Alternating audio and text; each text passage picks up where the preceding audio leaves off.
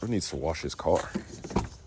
Yo, what's up, bro? You ready to go? Yeah, I'm ready to go. Can I get aux for this drive? I got you. You just gotta use my Bluetooth transmitter. Bluetooth transmitter? Bro, I'm not riding a car that doesn't have CarPlay. I'm not broke. Bro, that's like $500. I can't afford that. You don't even have a car. Bro, here, take this. Bro, are you rich? How do you just have CarPlay laying around? Bro, it was like $30. Just set it up. We're running late. So what does this screen even do? It's fully functional CarPlay. So you're telling me I can send messages, make calls, get directions, and listen to my music for $30? Yeah, and check the box.